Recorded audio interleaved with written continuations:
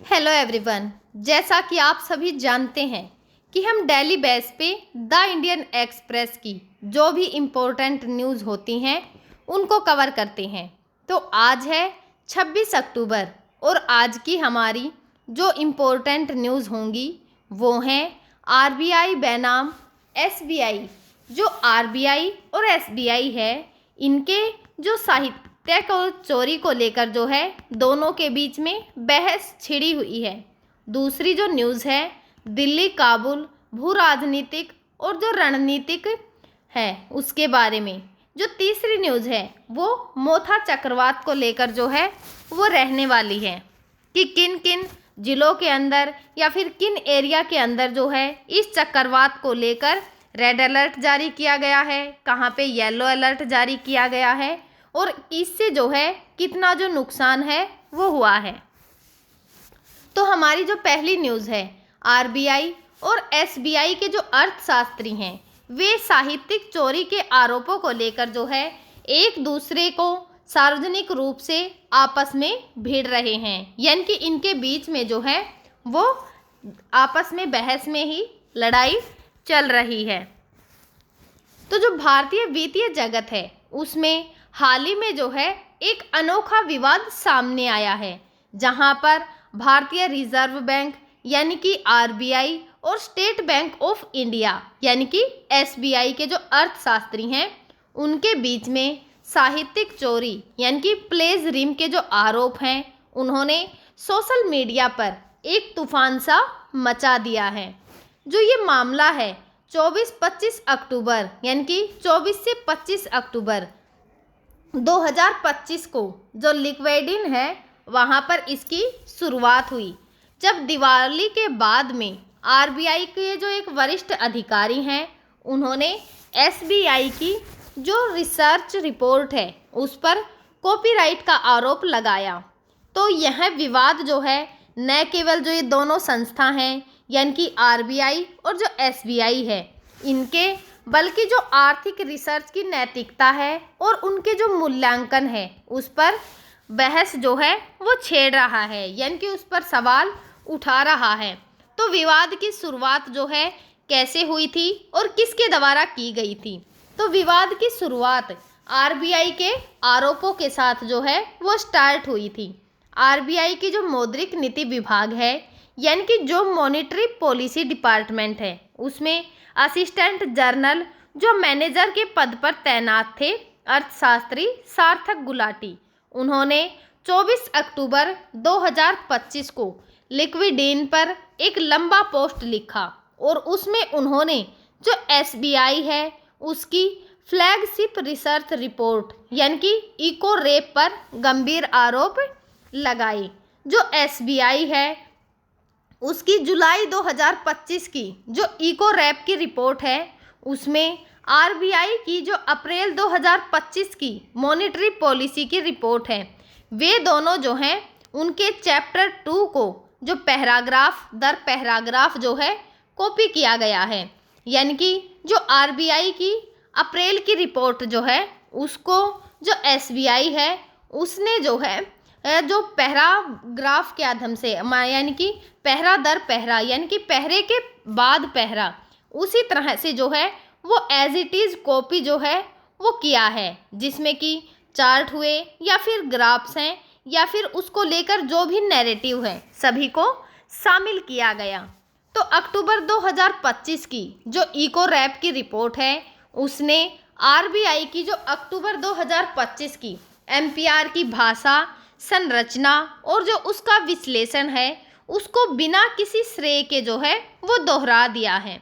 विशेष रूप से जो स्पेशल इनके जो इन्फ्लुएंसर और जो कन्वर्जेंस का एरिया है यानी कि मुद्रास्फीति की समानता पर आधारित जो बॉक्स्ड रिसर्च आइटम्स हैं उनको एसबीआई ने अपनी मूल रिसर्च के रूप में पेश किया है।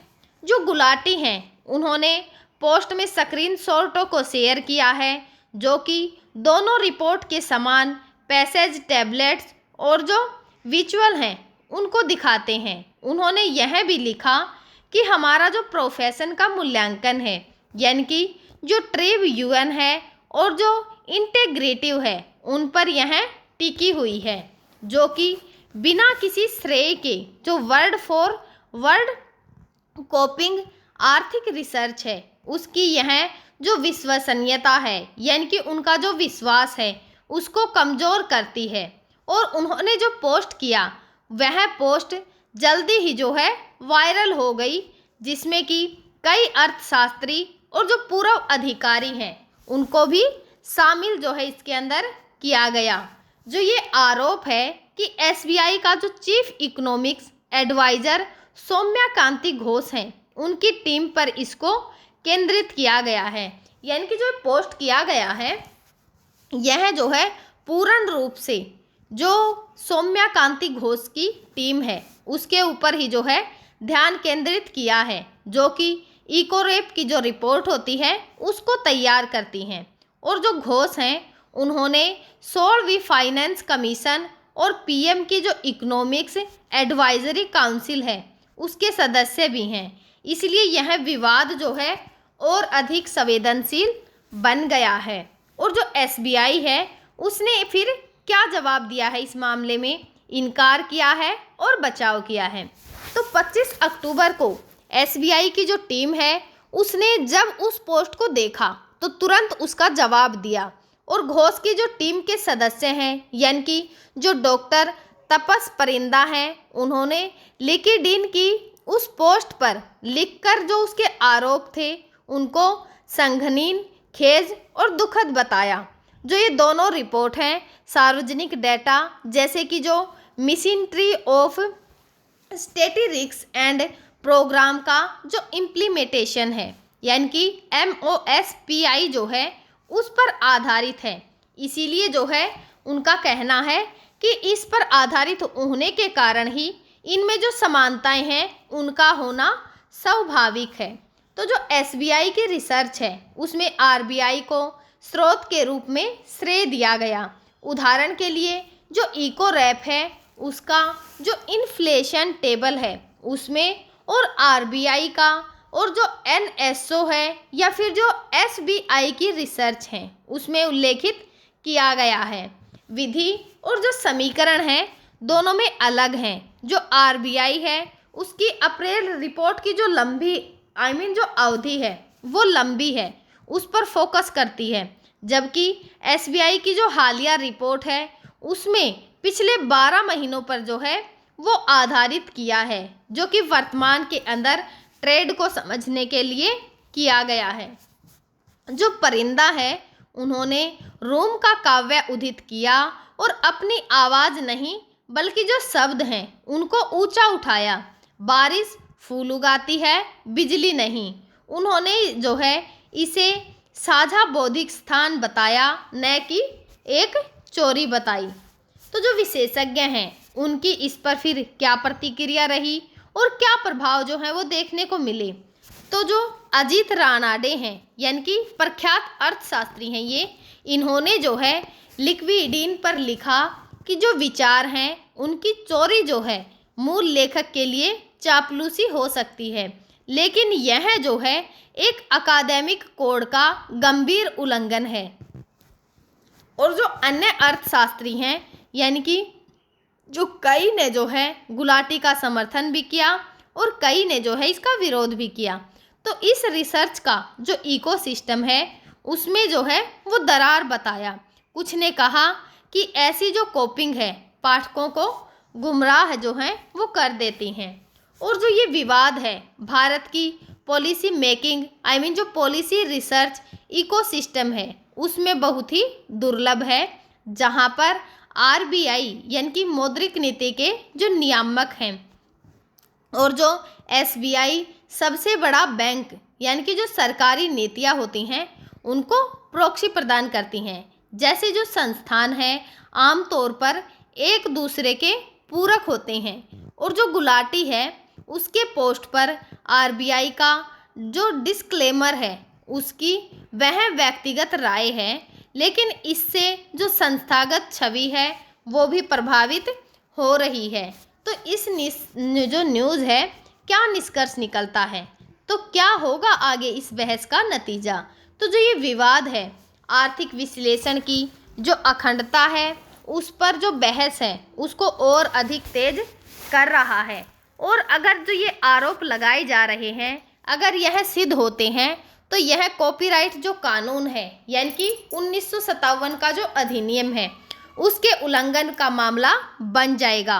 लेकिन अगर बात करें अभी की तो फिलहाल जो ये दोनों ही पक्ष जो हैं वो लिंक्डइन पर सीमित हैं। लेकिन विशेषज्ञों का मानना है कि इससे जो रिसर्च की गाइडलाइंस हैं वो सख्त हो सकती हैं।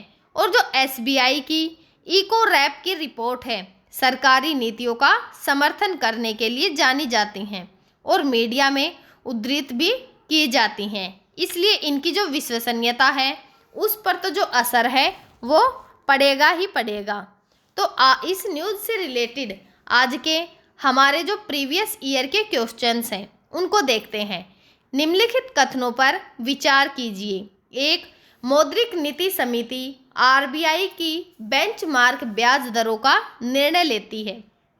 बी, एमपीसी का गठन आरबीआई अधिनियम 1934 के संशोधन द्वारा किया गया। तो उपयुक्त में से कौन सा कथन जो है वह सही है?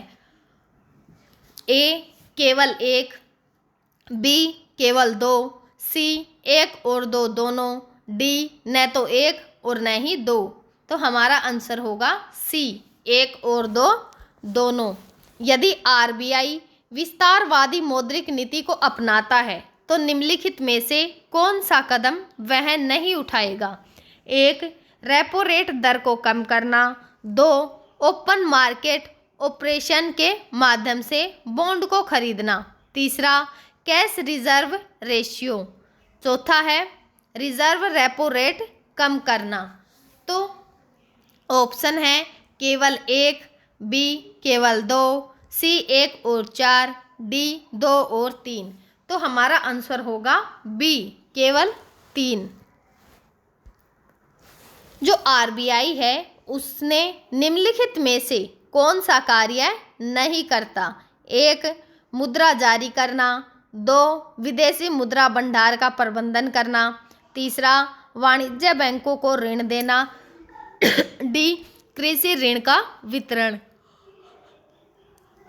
तो हमारे ऑप्शन हैं केवल चार, बी एक और दो दोनों, सी दो और तीन, डी तीन और चार। तो हमारा आंसर होगा केवल चार। जो आरबीआई है वो कृषि ऋण का वितरण नहीं करती। निम्नलिखित में से कौन सा स्टेटमेंट जो है आरबीआई की जो मौद्रिक नीति है उसके बारे में सही नहीं है? एक, यह इन्फ्लेशन को नियंत्रित करने के लिए बनाया गया है। एमपीसी दूसरा है एमपीसी इसमें निर्णय लेती है। तीसरा, यह केवल जो फिस्कल पॉलिसी है उससे जुड़ी हुई है। तो हमारे ऑप्शन है केवल तीन, बी है एक और दो दोनों, सी है केवल एक, डी न तो एक और न ही दो।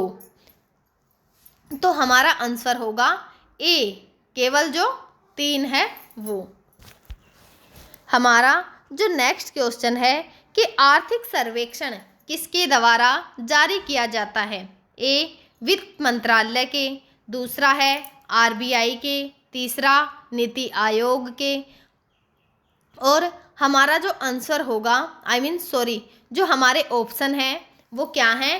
ए तो है केवल एक, बी है एक और दो दोनों, सी है केवल दो, डी है एक दो और तीन।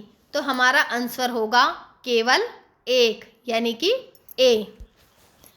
जो हमारा नेक्स्ट क्वेश्चन है कि आरबीआई के विदेश मुद्रा भंडार में क्या शामिल है? ए, सवर्ण भंडार। दूसरा है विदेश मुद्रा संपत्ति। तीसरा है आईएमएफ से ऋण। तो हमारे जो ऑप्शन हैं कि इनमें से जो है मुद्रा भंडार में क्या शामिल है? ए, एक और दो दोनों, बी दो और तीन, सी केवल एक, डी एक दो और तीन। तो हमारा आंसर होगा ए, एक और दो दोनों। जो हमारा इस न्यूज़ से रिलेटेड मेंस का क्वेश्चन है उसको देखते हैं कि आरबीआई की मौद्रिक नीति की प्रभावशीलता पर टिप्पणी कीजिए। विशेष रूप से मुद्रास्फीति नियंत्रण के संदर्भ में आरबीआई की मौद्रिक नीति इस प्रकार की जो मुद्रास्फीति है उसको नियंत्रित करने में कितनी प्रभावी है। आज की हमारी जो दूसरी न्यूज़ रहेगी, दिल्ली और काबुल में भू राजनीतिक द्वारा परखा गया एक बंधन है। तो दिल्ली और जो काबुल है उसके बीच का जो संबंध है वो ऐसा नहीं है कि आज ही बना है, बल्कि वह जो है सदियों से चला आ रहा है। इनके बीच में सांस्कृतिक और ऐतिहासिक बंधन बहुत ही पुराने समय से है, जबकि महाभारत का जो काल होता था उससे लेकर मुगल साम्राज्य तक फैला हुआ है।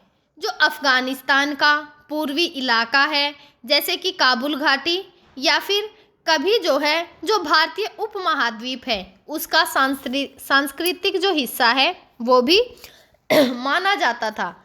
लेकिन जो आधुनिक काल है यह बंधन जो है भू राजनीतिक जो कसौटियां हैं उनके लिए परखा गया है। जो पाकिस्तान है उसकी जो रणनीतिक गहराई है, उसकी महत्वाकांक्षाओं को तालिबान के उदय, उत्थान और जो क्षेत्रीय शक्ति का संतुलन है उसके बीच में है। 2021 में तालिबान की सत्ता वापसी के बाद भारत ने शुरुआत में सतर्कता बरती है, लेकिन 2025 तक यह संबंध सावधानीपूर्वक व्यवहारिकता की ओर बढ़ गया है। यह बदलाव दक्षिण एशिया की जो भू राजनीति है उसको एक नया आकार दे रहा है, जहां पर पाकिस्तान अफगानिस्तान के बीच जो तनाव है भारत के लिए एक रणनीतिक अवसर प्रदान कर रहा है। तो इसका ऐतिहासिक संदर्भ क्या है कि जो सहयोग है उससे अलगाव तक भारत अफगानिस्तान के जो संबंध हैं उनकी जड़ें गहरी हो रही हैं और 1950 से जो है दोनों देशों ने जो द्विपक्षीय संबंध हैं उनको स्थापित किया और भारत जो है सोवियत समर्थित अफगान गणराज्य को मान्यता देने वाला दक्षिण एशिया का एकमात्र देश बना था। तो जो सोवियत अफगान युद्ध है जो कि 1979 से लेकर 1989 तक जो है भारत ने काबुल का साथ दिया था और 2001 में तालिबान के पतन के बाद भारत ने अफगानिस्तान में भारी निवेश किया। लगभग 30 अरब डॉलर का जो विकास है उसकी परियोजनाएं लाई, जैसे कि सलमा बांध, अफगान संसद भवन और स्वास्थ्य शिक्षा सुविधाएं। तो 2011 में दोनों ने रणनीतिक साझेदारी जो समझौता है वो किया, जो कि अफगानिस्तान का पहला ऐसा समझौता था जिसने 1996 से 2001 के तालिबान के जो शासक हैं उनमें संबंध खराब हो गए थे। जो पाकिस्तान है उसके समर्थित तालिबान ने भारत का जो दूतावास था उसको बंद करा दिया और फिर जो IC 814 अपहरण जो है जो कि 1999 में किए गए थे, इन घटनाओं ने अविश्वास को बढ़ा दिया। फिर 2021 में तालिबान की वापसी पर भारत ने काबुल में दूतावास को बंद कर दिया, लेकिन 2022 में तकनीकी मिशन फिर से खोला। यह मानवीय सहायता यानी कि गेहूं, दवाएं और भूकंप राहत पर केंद्रित था। अब जो है यह 2025 में मिशन पूर्ण दूतावास का दर्जा पा चुका है। यह एक बड़ी कूटनीतिक जो मील का पत्थर है वो साबित हुआ है। 2025 का क्या टर्निंग पॉइंट है? जो मुत्की हैं उनकी दिल्ली यात्रा अक्टूबर 2025 में तालिबान विदेश मंत्री आमिर खान मुत्की की दिल्ली यात्रा ने जो संबंध हैं उनको एक नया मोड़ दे दिया है। यह 2021 के बाद किसी वरिष्ठ तालिबान अधिकारी का पहला भारत दौरा था। विदेश मंत्री एस जयशंकर ने मुलाकात में भारत के काबुल में जो दूतावास है उसका दर्जा बहाल करने की घोषणा की, जबकि तालिबान ने दिल्ली में अपने जो राजनयिक जो हैं उनको भेजने का वादा किया है। जो जयशंकर हैं उन्होंने कहा है कि हम सीमा पार जो आतंकवाद है उसके खतरे को साझा करते हैं, जो कि पाकिस्तान पर निशाना साधता है। और जो मुत्की हैं उन्होंने भारत को निकट मित्र कहा और खनन, कृषि, खेल और जो निवेश है उसके लिए आमंत्रित किया। अन्य समझौते इनके बीच में क्या हुए कि काबुल जो है दिल्ली उड़ानों की संख्या बढ़ाना, चाबहार बंदरगाह के माध्यम से व्यापार को बढ़ाना, जल संसाधन का जो प्रबंधन है या फिर जो पन बिजली की परियोजनाएं हैं उनमें सहयोग जो है वो पैदा करना है। जैसे जो कुन्नूर नदी है उस पर बांध या फिर जो पाकिस्तान है उसके लिए जल विवाद पैदा कर सकता है। जो बाधा सीमा है उसको अफगान अमेरिकी व्यापार के लिए खोलना। यह जो यात्रा है पाकिस्तान और अफगानिस्तान सीमा पर जो तनाव है उसके बीच में हुई है, जहां पर पाकिस्तान ने काबुल के अंदर हवाई हमले किए। तालिबान ने जो है इसे गलती कहा और भारत की ओर इसका झुकाव दिखाया। तो जो पाकिस्तान और अफगानिस्तान का तनाव है, यानी कि पाकिस्तान ने तालिबान को अपनी रणनीतिक गहराई माना था, लेकिन अब टीटीपी यानी कि पाकिस्तान तालिबान जैसे जो समूह हैं उनके कारण संबंध बिगड़ रहे हैं। पाकिस्तान जो है काबुल पर हमले कर रहा है, जबकि तालिबान भारत की ओर रुख कर रहा है। तो यह पाकिस्तान की जो अफगान नीति है उसकी विफलता को दर्शा रहा है। भारत इससे लाभान्वित हो रहा है, यानी कि पाकिस्तान को दोहरी चुनौती यानी कि पूर्व में भारत और पश्चिम में जो अफगान है उसका सामना करना पड़ सकता है। और इसको लेकर चीन चिंता क्यों जता रहा है, या फिर चीन की जो उस समय जो है क्या चिंता है। चीन मैस जो आयनाक तांबा खदान है उसके कारण निवेश जो है तालिबान से जुड़ा हुआ है, लेकिन भारत की बढ़ती उपस्थिति उसके पश्चिमी सीमा की जो रणनीति है उसको प्रभावित कर रही है, जो कि CPSC जो चीन पाकिस्तान आर्थिक गलियारा है उसको चुनौती दे रहा है। और जो आतंकवाद है और उसकी जो सुरक्षा है, यानी कि भारत अफगानिस्तान को आतंकवाद का केंद्र बनने से रोकना चाहता है। तालिबान ने वादा किया है कि वह अल कायदा या फिर जो IS के जैसे समूह हैं उनको भारत के खिलाफ इस्तेमाल नहीं होने देगा, लेकिन एक जो NRF है यानी कि राष्ट्रीय प्रतिरोध मोर्चा है जैसे समूहों ने भारत को तालिबान का समर्थन जो है बंद करने की चेतावनी भी दी है। इससे क्या आर्थिक अवसर मिल सकते हैं, तो अफगानिस्तान के जो खनिज संसाधन हैं जैसे कि लोहा, अयस्क, तांबा है भारत के लिए बहुत ही आकर्षक हैं। और TAPI जो गैस है यानी कि जो पाइपलाइंस हैं तुर्कमेनिस्तान, अफगानिस्तान, पाकिस्तान और जो भारत है उनको पुनर्जीवित करने की चर्चा हो रही है।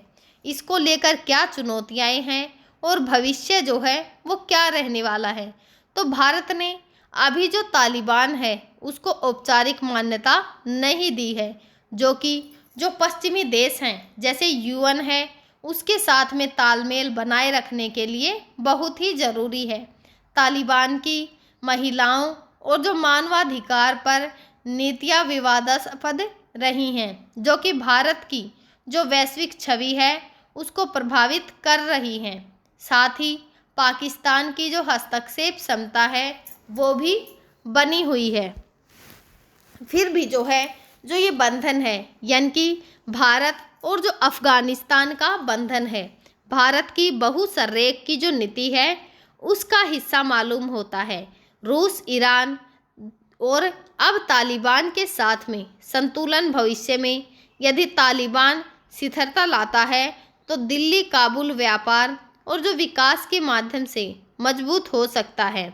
लेकिन भू राजनीतिक जो कसौटी हैं उन पर यह बंधन तब तक नहीं टिक पाएगा जब तक कि कोई जो क्षेत्रीय शक्ति है यानी कि पाकिस्तान या फिर जो चीन है इसे चुनौती ना दे।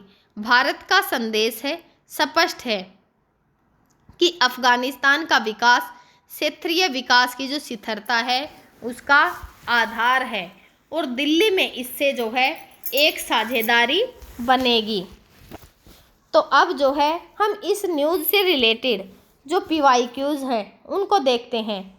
तो पहला क्वेश्चन है कि निम्नलिखित कथनों पर विचार कीजिए। एक, दुर्लभ लाइन अफगानिस्तान और पाकिस्तान के बीच में अंतर्राष्ट्रीय सीमा है। दुर्लभ लाइन 1893 में मोर्टिमर दुर्लभ और जो अफ़गान अमीर अब्दुल रहमान खान हैं उनके बीच में स्थापित की गई थी। तो निम्नलिखित में से कौन से कथन सही हैं? ए, केवल एक, बी, केवल दो, सी, एक और दो दोनों, डी, न तो एक और न ही दो। तो हमारा आंसर होगा एक और दो दोनों।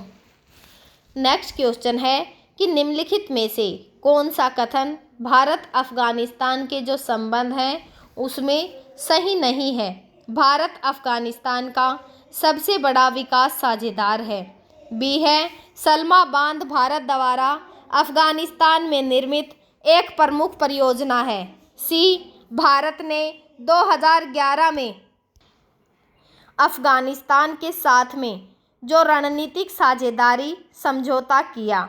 डी है, अफगानिस्तान भारत का पड़ोसी देश है। तो हमारा आंसर होगा डी, अफगानिस्तान भारत का पड़ोसी देश है। यानी मीन्स ये बात जो है वो सही नहीं है। तो जो तालिबान है उसकी अफगानिस्तान में वापसी के बाद भारत की नीति के संदर्भ में निम्नलिखित कथनों पर विचार कीजिए। भारत ने तालिबान को औपचारिक मान्यता दे दी है। बी है, भारत ने काबुल में दूतावास फिर से खोल दिया है। कौन से कथन जो है वो सही हैं? ए, केवल एक, बी, केवल दो, सी, दोनों और डी है कोई नहीं।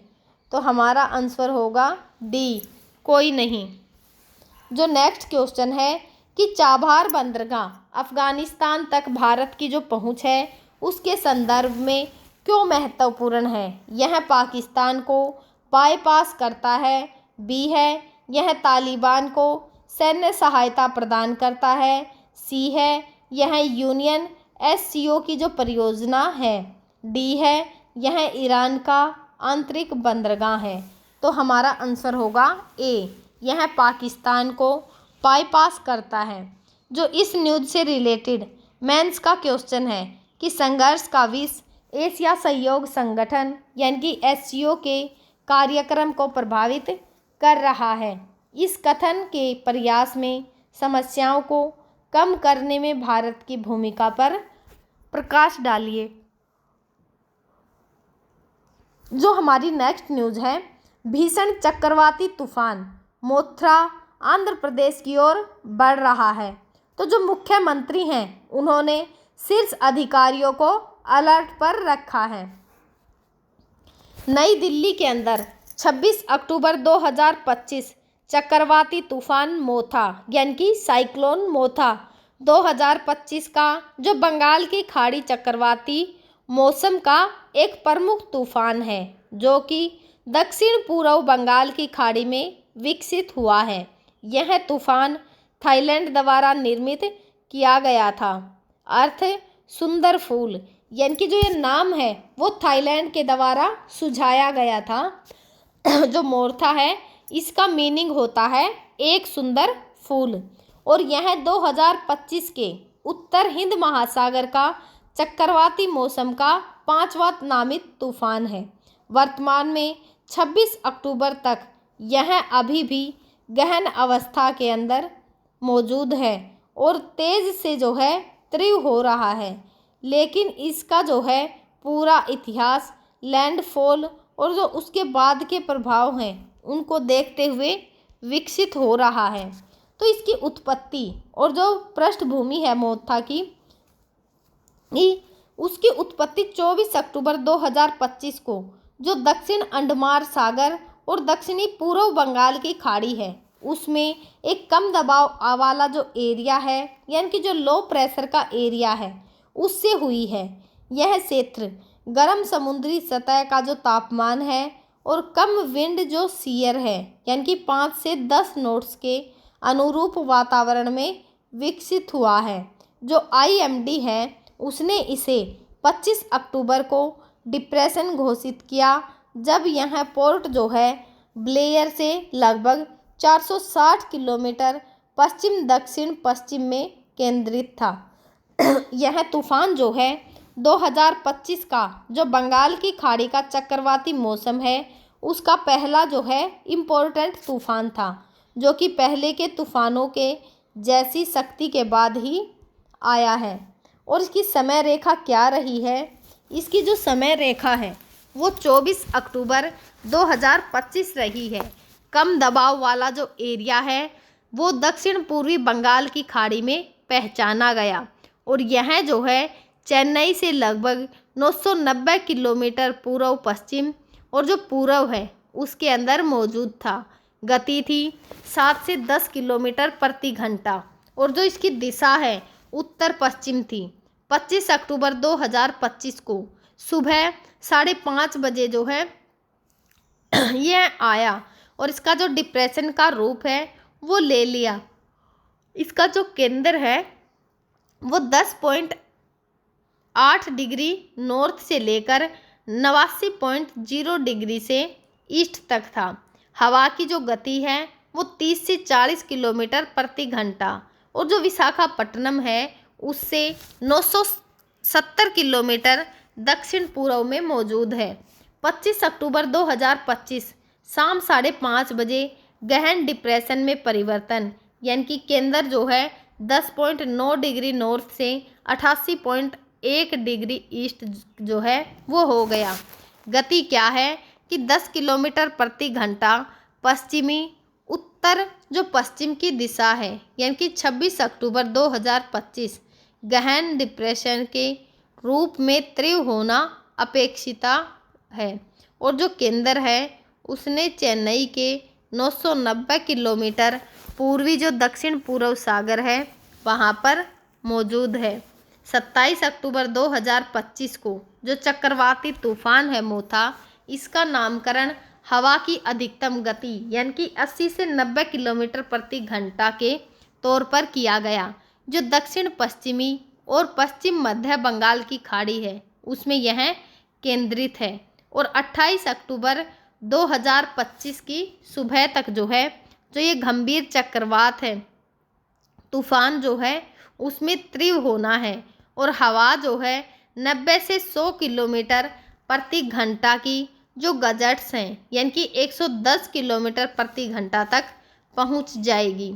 28 अक्टूबर 2025 को रात को जो लैंडफॉल है वो मछलीपट्टनम और जो कलिंगापट्टनम है उनके बीच में हुआ है और जो काकीनाडा के निकट आंध्र प्रदेश तट की तीव्रता गंभीर चक्रवाती तूफान 29 अक्टूबर 2025 को लैंडफॉल के बाद कमज़ोर होना, जो इसका डिप्रेशन है उसमें परिवर्तन है, जो आंतरिक ओडिशा है आंध्र प्रदेश में वर्षा जारी और 30 अक्टूबर 2025 के बाद अवशेषों का विलय जो है वो पूर्ण विलय होगा। अपडेट के अनुसार 26 अक्टूबर तक जो ये प्रक्रिया है वो जारी रहने वाली है।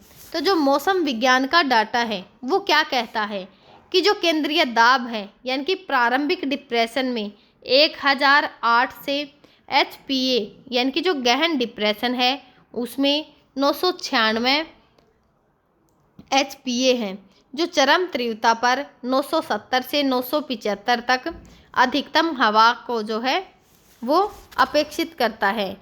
और इसकी जो गति है यानी कि जो डिप्रेशन है 30 से 40 किलोमीटर पर घंटा, जो चक्रवाती तूफान है 80 से 90 किलोमीटर प्रति घंटा गंभीर चक्रवाती है 90 डिग्री से 90 से 110 किलोमीटर प्रति घंटा जो गजट्स हैं, यानी कि 120 से 30 किलोमीटर प्रति घंटा तक पहुंच सकता है। जो वर्षा है वो 26 से 29 अक्टूबर तक 80 से 100 मिलीमीटर यानी कि भारी से अधिक जो बारिश है वो होने की उम्मीद है। रेड अलर्ट के क्षेत्रों में 200 से 300 मिलीमीटर संभव है कि वहां पर इतनी बारिश हो। और जो समुद्री स्थिति है कि बंगाल की खाड़ी में लहरें 3 से 5 मीटर ऊंची, मछलियां पकड़ने और प्रतिबंध मछली पकड़ने पर प्रतिबंध जो है वो लगा दिया गया है। और प्रभावित कारक कौन कौन से हैं? कम विंड शेयर, उच्च आर्द्रता और जो गर्म एसएसटी ने तीव्रता बढ़ाई है। जो लैंडफॉल है उसके बाद में टोपोग्राफी के कारण त्वरित जो कमजोरी है वो देखने को मिल रही है। इसके प्रभाव और जो उल्लेखनीय घटनाएं हैं, मानव को इससे कितनी क्षति पहुंची है तो 26 अक्टूबर तक जो है अब तक कोई भी मौत जो है वो नहीं हुई है। लेकिन जो लैंडफॉल है उसके बाद 20 से 30 मौतें जो हैं अपेक्षित डूबने और डहती जो संरचनाएं हैं उनसे हुई हैं। 1 लाख से अधिक जो लोग हैं उनका विस्थापन संभावित है। और आर्थिक नुकसान इससे क्या पहुंचता है?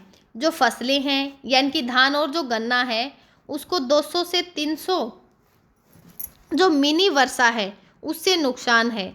तो अनुमानित हानि 500 से 1000 करोड़ जो रुपए है वो बुनियादी ढांचे यानी कि घर और जो सड़कें हैं उनको इससे क्षति है। जो क्षेत्रीय प्रभाव है कि आंध्र प्रदेश का काकीनाडा, ईस्ट वेस्ट गोदावरी, कृष्णा गुंटूर में रेड अलर्ट, स्कूल कॉलेज बंद जो हैं वो कर दिए गए हैं 29 अक्टूबर तक। और सीएम जो हैं चंद्रबाबू नायडू ने अधिकारियों से अलर्ट जो है वो किया है। जो एनडीआरएफ है या फिर एसडीआरएफ की टीमें हैं उनको तैनात किया गया है। ओडिशा जो है पूरी जो समुद्र तट है उस पर स्नान प्रतिबंधित कर दिया गया है 29 अक्टूबर तक। बालासोर गंजम जो छुट्टियां हैं वो भी रद्द कर दी गई हैं। फायर जो डिपार्टमेंट है उसको तैयार किया जा रहा है। जो तमिलनाडु का चेन्नई, तिरुवल्लुर उनको जो है ऑरेंज अलर्ट यानी कि 12 से 20 सेंटीमीटर वर्षा 27 अक्टूबर को होने की उम्मीद है। अन्य जो पश्चिम बंगाल, छत्तीसगढ़, केरल में अप्रत्यक्ष प्रभाव, बाढ़ और बिजली कटौती। जो तैयारी है वो राष्ट्रीय संकट प्रबंधन समिति यानी कि एनसीएमसी ने समीक्षा की है। और 1995 तक जो है 1985 है मछली पकड़ने वाली जो नाव है वो सुरक्षित कंट्रोल रूम यानी कि जो विशाखापट्टनम है वहाँ पर पहुँच गई है। तो इस न्यूज़ से रिलेटेड आज के हमारे जो PYQ हैं उनको देखते हैं। यह 2015 के अंदर आया हुआ है कि उष्णकटिबंधीय चक्रवात तीव्र कम दबाव वाला जो एरिया है जो कि निम्नलिखित क्षेत्रों पर सीमित है। 30 डिग्री उत्तर से 30 डिग्री दक्षिण बी है, 20 डिग्री उत्तर से 20 डिग्री दक्षिण। तीसरा है 10 डिग्री उत्तर और 10 डिग्री दक्षिण। डी जो है 5 डिग्री उत्तर से 5 डिग्री दक्षिण। तो हमारा आंसर होगा डी, 5 डिग्री उत्तर से 5 डिग्री दक्षिण। इस प्रकार के जो क्वेश्चन हैं वो भूगोल के जो MCQ सेट है यानी कि जो प्राकृतिक आपदा का हमारा जो कॉन्सेप्ट है उससे जो है हमें देखने को मिलते हैं। 2020 के अंदर आया हुआ क्वेश्चन है कि भारतीय मौसम विभाग यानी कि IMD के अनुसार जब हवा की गति कितनी हो तो जो तूफान है उसको साइक्लोन के रूप में वर्गीकृत किया जा सकता है। ए है 48 से 63 किलोमीटर पर घंटा, बी है 220 किलोमीटर पर घंटा से अधिक, सी है 74 से 95 किलोमीटर प्रति घंटा, 119 से 153 किलोमीटर प्रति घंटा। तो हमारा आंसर होगा बी, 220 किलोमीटर पर घंटा से अधिक।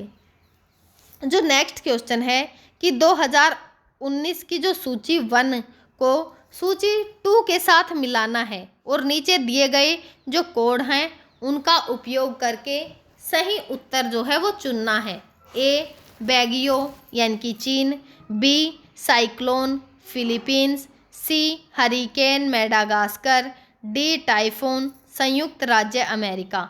तो हमारा आंसर क्या होगा कि ए जो है यानी कि जो बैगियो है वो फिलीपीन से और जो साइक्लोन है वो जो है मेडागास्कर से और जो हरिकेन है वो संयुक्त राज्य अमेरिका में और जो टाइफून है वो आया है चीन में। तो निम्नलिखित में से कौन सी प्राकृतिक आपदा नहीं है? भूकंप, सुनामी, बर्ड फ्लू या फिर बाढ़। तो हमारा आंसर होगा सी बर्ड फ्लू। यह जो है एक जैविक आपदा है। जो हमारा नेक्स्ट क्वेश्चन है कि निम्नलिखित कथनों पर विचार करें कि जेट धाराएं कहाँ जो है वो होती हैं। ए सौभमंडल में, बी समताप मंडल में, सी मध्य मंडल में, डी आयन मंडल में। तो हमारा आंसर होगा ए सौभमंडल में, क्योंकि जो मौसम संबंधित जो इतनी भी समस्याएं होती हैं वो इसी परत के अंदर देखने को मिलती हैं। हमारा नेक्स्ट क्वेश्चन है कि अरब सागर में उत्पन्न होने वाला चक्रवात बंगाल की खाड़ी के चक्रवात की तुलना में कमज़ोर होता है। तो अरब सागर में कमज़ोर चक्रवातों का कारण क्या है? ए ठंडा जल, बी कम नमी, सी उच्च पवन कतरन, डी उपरोक्त सभी। तो हमारा आंसर होगा डी उपरोक्त सभी। इस न्यूज़ से रिलेटेड हमारे जो मेंस के क्वेश्चन हैं उनको देखते हैं। 2025 GS 1 का क्वेश्चन, भारतीय मौसम विभाग द्वारा चक्रवात प्रवण क्षेत्रों के लिए रंग कोडेड चेतावनी के महत्व की चर्चा करें। दूसरा है 2024 में आया हुआ GS 1 में ही चक्रवात की विशेषताओं और उनके निर्माण की प्रतिक्रिया की चर्चा करें। तीसरा क्वेश्चन है कि चक्रवात तटीय क्षेत्रों के लिए एक इम्पोर्टेंट प्राकृतिक आपदा है। जो चक्रवात है उनके निर्माण और विशेषताएं और जो प्रभाव हैं उसकी चर्चा करें। तो हम जो है आगे भी आप सभी के साथ इसी प्रकार से जो करंट की इम्पोर्टेंट न्यूज़ होंगी उनको शेयर करते रहेंगे। तब तक आप पढ़ते रहिए, खुश रहिए। Thank you.